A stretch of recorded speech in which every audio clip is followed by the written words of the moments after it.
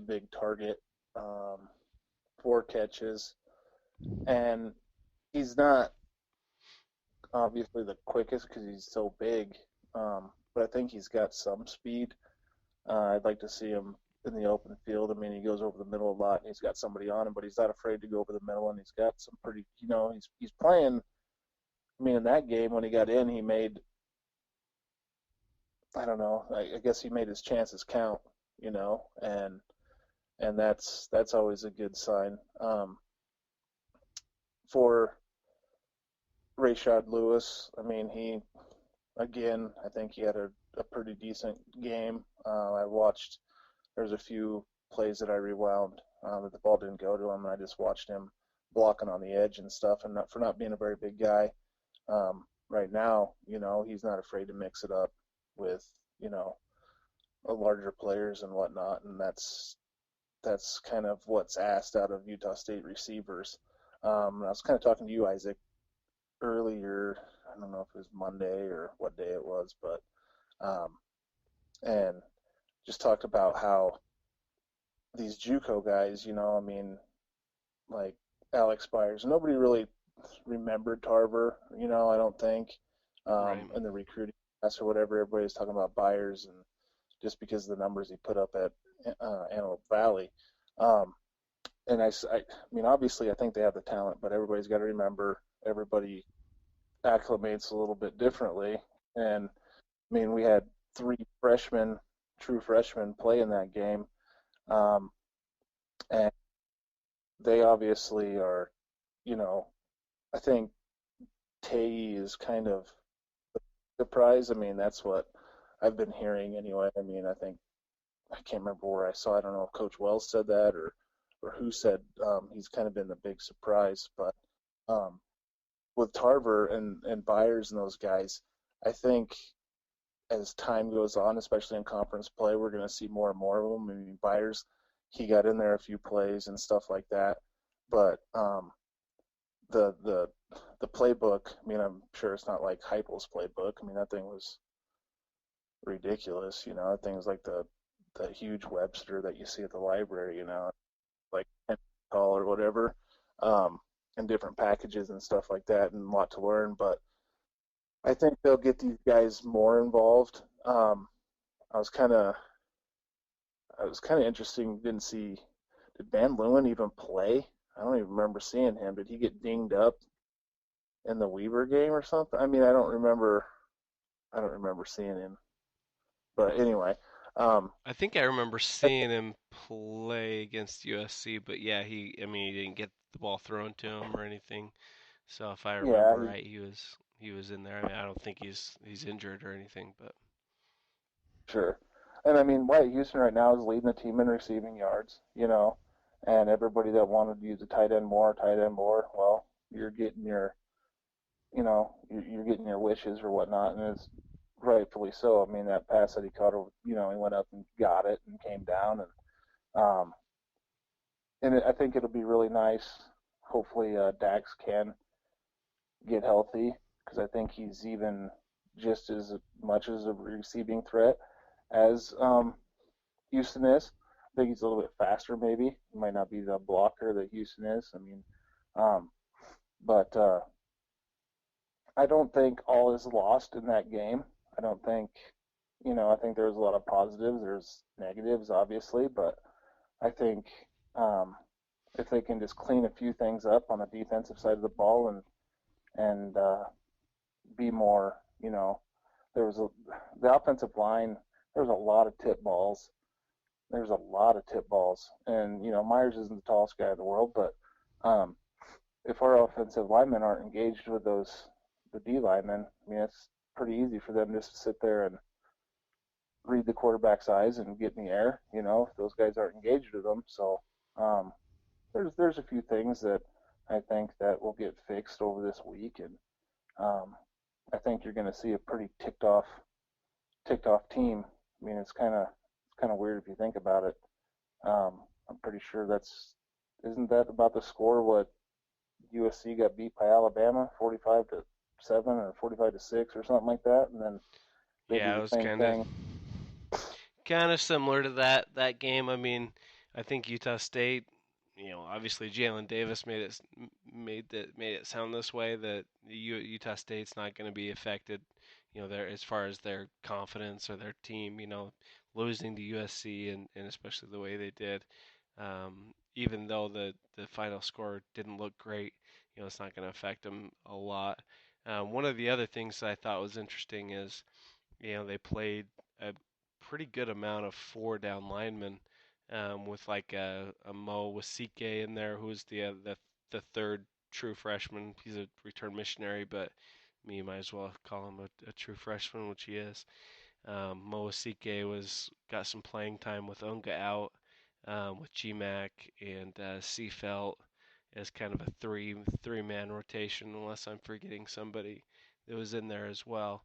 But but against some of these teams this year, that's something that's going to have to be in the repertoire with some of the running games and you got to have four strong defensive linemen that can get in there and stop the run. So we may see that on Friday some. I think for sure we'll see Mo um, in there. He's one of those true freshmen along with Justice Tay and Rayshad Lewis. We're obviously recruiting um, geeks or big time recruiting nuts that we love to follow the recruiting. But there's always a few of them every year that come in and contribute right away. So it's fun to watch and see what happens with those guys. And I think Ronquavian Tarver, obviously being a JC guy, has a chance to make a big time contribution in his first year from junior college, and he's only a sophomore, right? Am I imagining things, or is he a No, you're junior? right. He's a sophomore. Yeah. Can I mention that? Yeah, he's a sophomore. So Ronquavian's just a sophomore. He's going to have a couple years after this one to even get better and better and to get more comfortable with the offense and everything under Bo Knight. So I think good things are ahead for that receiving core with basically everybody but Rodriguez coming back next year. So that's definitely positive. I think those guys are coming along. I think the linebackers are coming along. It's just a matter of getting the right guys in there and getting the right combination or whatever. I think the offensive line. I have no complaints against the offensive line. I mean, obviously, I keep going back to it, but you can say, oh, we didn't establish the run, and oh, we had a hard time running the ball. Well, it's not the offensive line's fault if they only get one chance to run in the first 15 plays. I mean, did they really have a legitimate inside run that was called in the first 15 plays? If there was, maybe somebody can let us know and correct us, but I didn't see it. So I think there's absolutely some positives. I mean, there's a few big negatives, and some of those negatives Arkansas State probably isn't going to be able to take advantage of like USC did. So same thing in the Mountain West. If the Aggies can improve, I pointed to these first four games as the most important games, and not just for the win-loss record because if Utah State ends up being 2-2 after the first four games or 3-1, you know that's that's okay. Obviously one of them because Air Force would be the fourth game, right?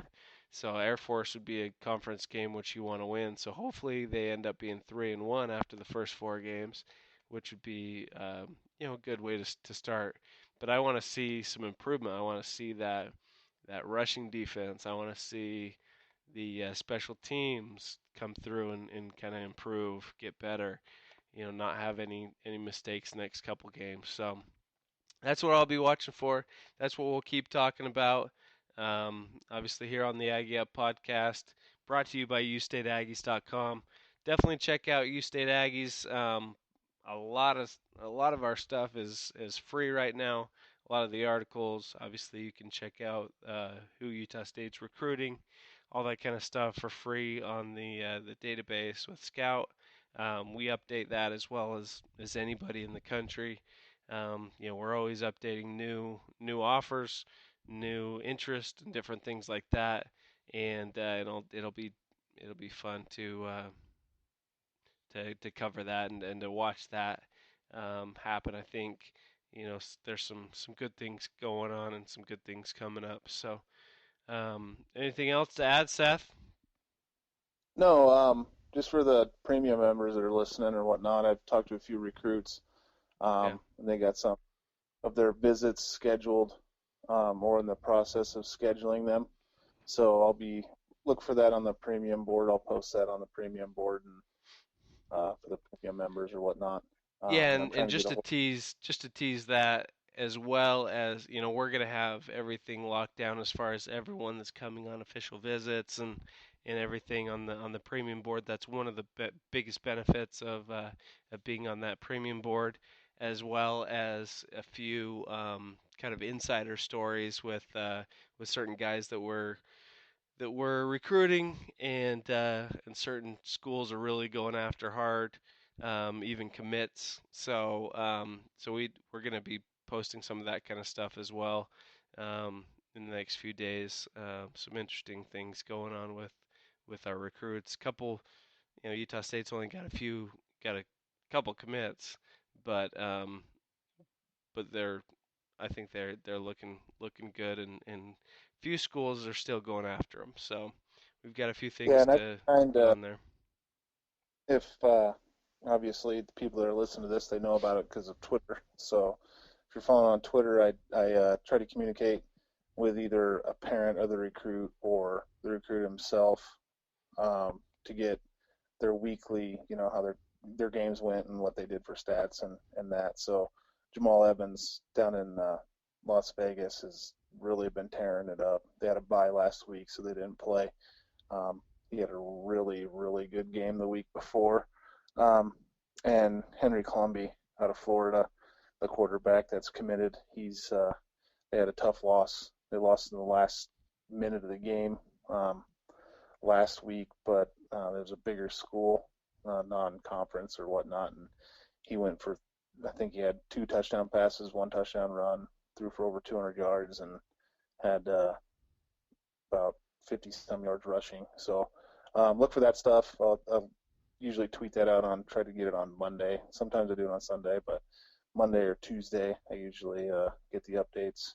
So keep looking for that Sweet. stuff. All right, very good. Yeah, and give us a like on your or follow on wherever you listen to it, whether it's iHeart or Spreaker or iTunes or Stitcher or whatever. Every little bit helps on that. We want you to subscribe to the channel. We try to honestly keep these to as short as possible, but when we even once a week we like this week we're doing about an hour and a half of shows. If you think that's too much, let us know. If you think it's not enough, let us know as well. If you like it live, if you don't like it at live, let us know. I know, one of our highest listened to episodes was live, so I don't know if that necessarily hurts our amount of listeners or whatever, because not only can you listen to it live, but you can listen to it after the fact as well. So that's why we kind of like doing it live, even though you know if we did have to, I don't like to edit it anyway. Let's be honest. So it's kind of a pain to edit everything in and everything. We're working on some new things as far as the website, though. Just to tease that in the last 40 seconds that we have. We're gonna get some new contributors, some new features, some different things going on. We're looking for some different things to do with the podcast. So just a lot of changes. Only improvements. Nothing that's gonna hurt the experience. Only increasing content, increasing you know the amount of Aggie coverage. So I think Aggies should be excited everywhere. So thanks for listening. We really appreciate it. Go visit ustateaggies.com and go to the game on Friday. See ya.